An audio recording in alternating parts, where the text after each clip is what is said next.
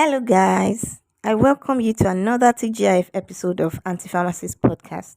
This episode is a special one because I have a special guest with me today. Yesterday was World Malaria Day, which is a day set aside to create awareness about malaria, a disease predominant in sub Saharan Africa, which has claimed many lives and continues to claim more lives, unfortunately, unless steps are taken to eradicate the disease. World Malaria Day shines the spotlight on the efforts being made to combat the disease. It also creates awareness concerning prevention and control of malaria.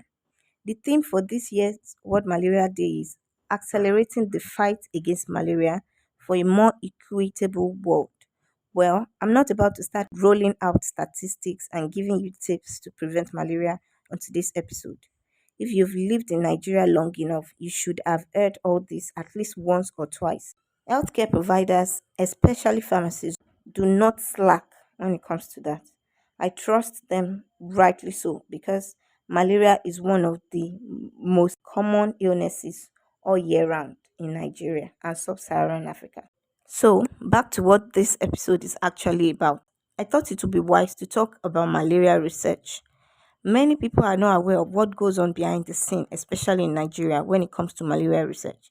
We think it is all done in the US, UK, or Europe, but that is in fact not the case, which is why I'm dedicating this episode to all researchers in Nigeria. We actually don't get the recognition we deserve.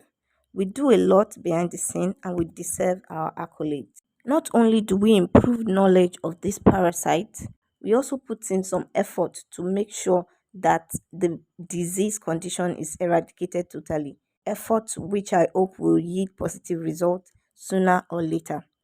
Now, with me on today's episode, like I hinted earlier, is a master pharmacologist and malaria researcher, my project partner and friend, Oluwapelumi Afolabi, and we'll basically be gisting about our experience in malaria research and our discoveries of findings as well.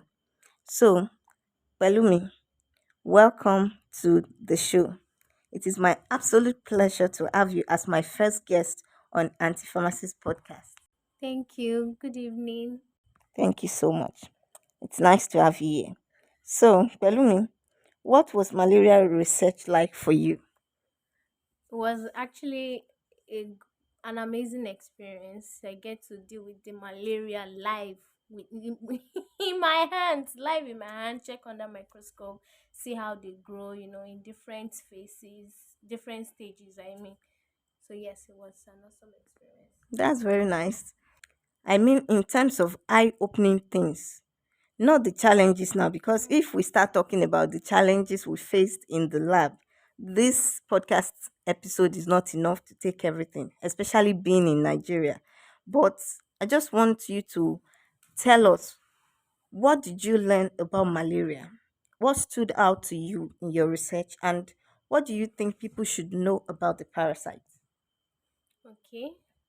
What actually stood out majorly, let me start with that, with the malaria parasite in question, is how they always find a way to survive, how they try to mutate. There are different stages they go through. There's this hypnotic stage. When they are in that stage, they will look for means to make sure they survive and, probably overcome the medication you've administered. So that's one particular thing that is interesting about malaria parasites. Then the other one is What you learned about malaria? what I also learned about malaria is that when it comes to medication, adherence to medication, because I worked with animals and I was meticulous when it comes to drug administration, gave them religiously at the time they are supposed to take it.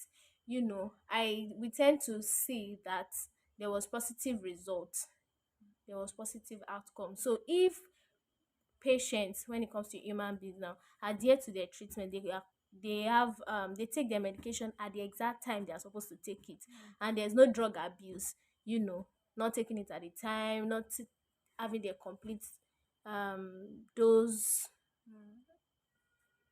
then I think we have a better outcome. Ah, thank you.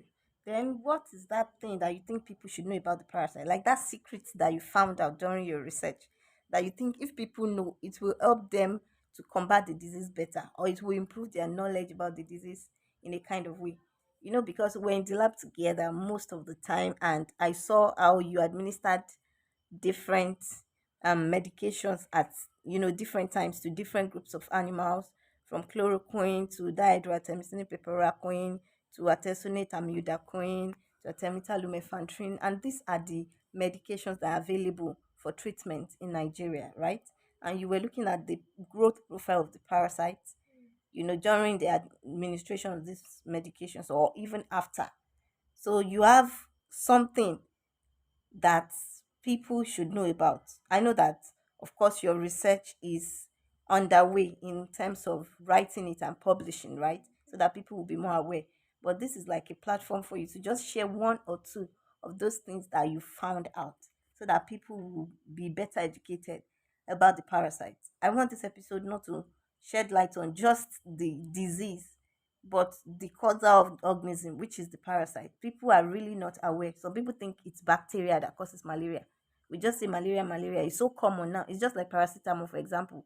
When you want to give paracetamol for a kind of pain, some people will believe that, what do I need paracetamol for? Because they have seen too much of it.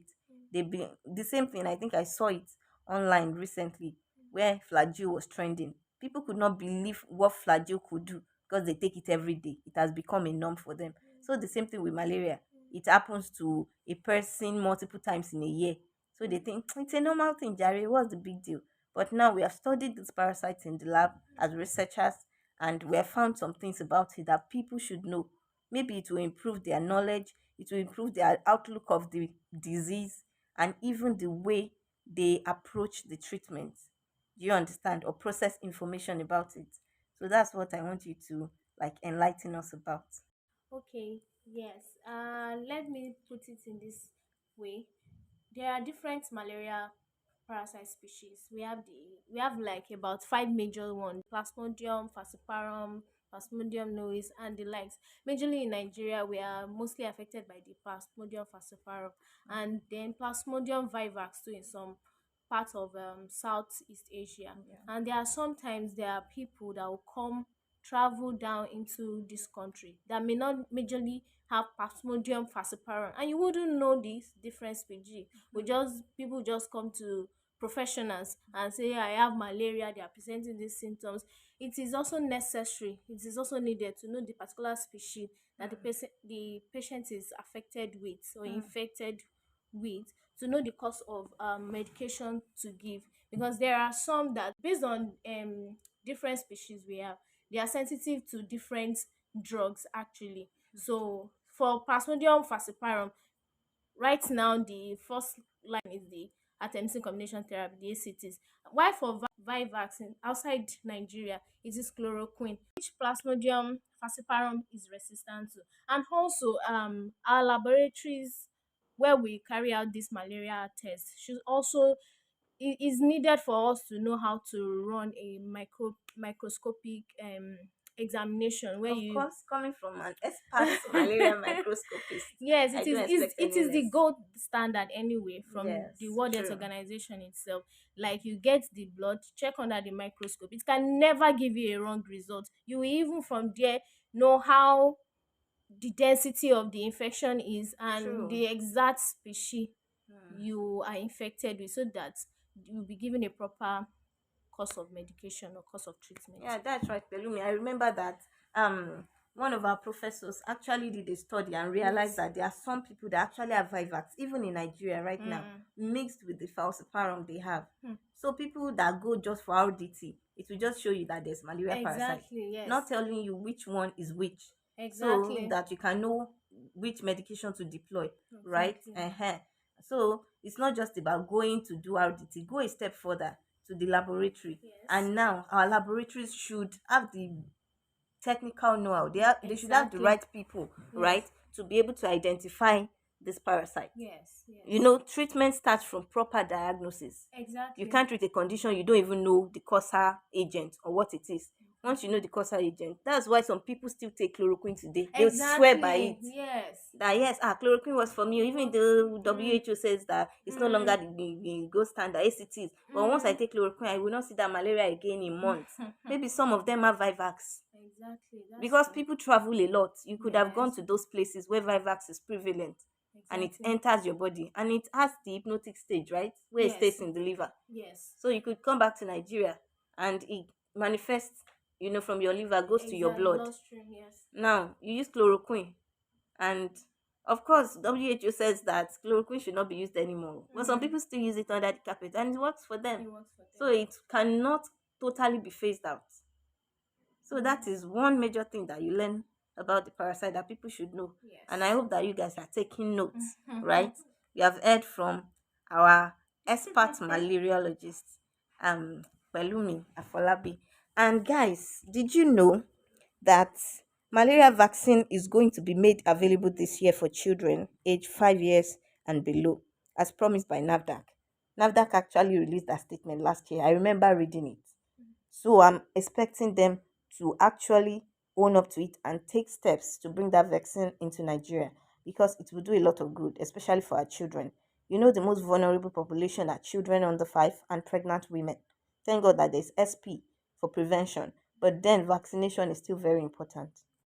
I have done an episode on vaccination earlier on this podcast, so you must know by now how important it is to get your children and young ones vaccinated when it is rolled out.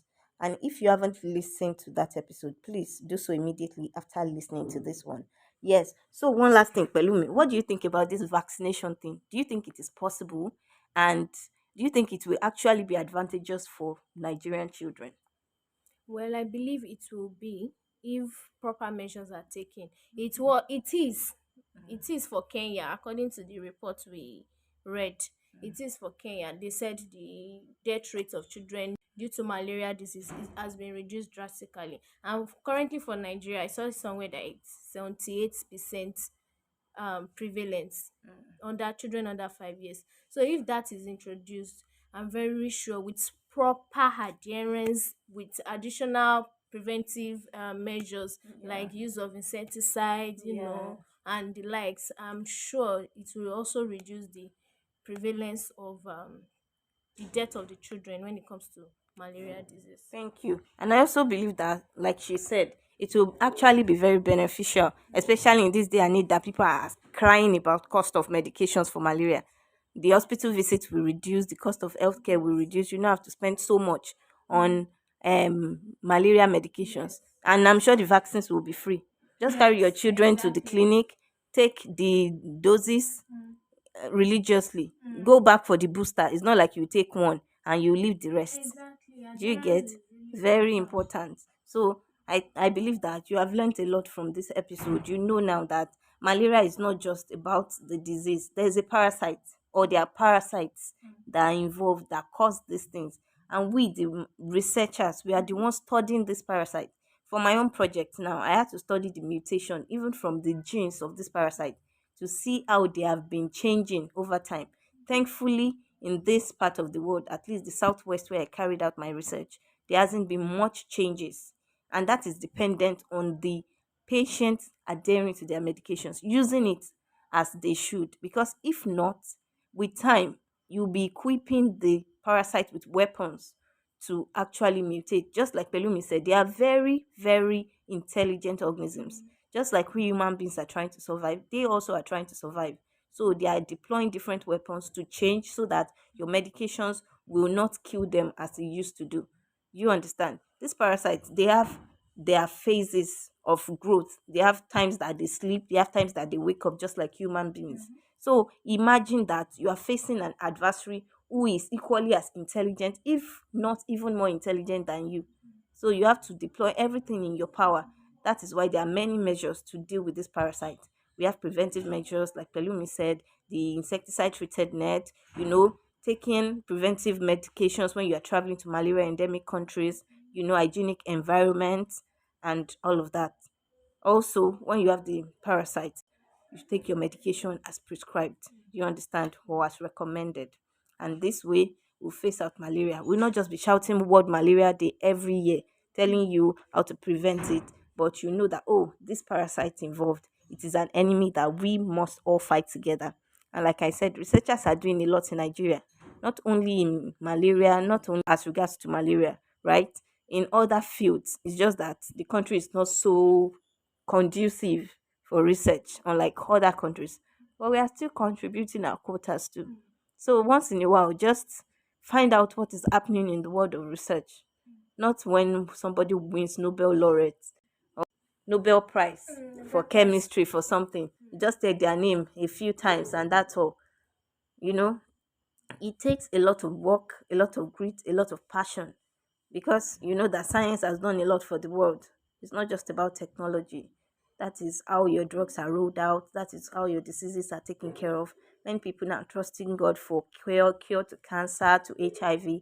It starts from the laboratory, and your researchers are behind all of that. So, in your little way, whatever way you can, to when you see a researcher, help them in whatever way you can. All right, even if it's by word of encouragement. You may not be able to follow their research, but just take interest in what they are doing. That alone might encourage them, to do more. And that is what I have for you on today's episode. Thank you so much, Pelumi, for joining me on Thank you today's for episode. having me. It was I'm so so nice, excited. all of this just brought back memories of our times in the lab. We'll be gisting, taking care of Yes. animals, looking at parasites under the microscope, doing all those things. And now, here we are. We are calling ourselves researchers, have we? We are still researchers, so we are not giving up anytime soon. Yes. So that is it for today, guys. You know how it is now. Please subscribe to this podcast. Follow us. I beg. Eh? Please, oh, Subscribe. subscribe, listen to us. That is very important. Listen and learn one or Share, two things. share, Share share, to share. your and also comment. Yes, your comments too. There are feedbacks that I actually need, please. So listen, share, subscribe, comment so that more people will be aware of this podcast, and they will have access to all this information. Thank you once again, guys. Till next time, stay healthy and God bless you.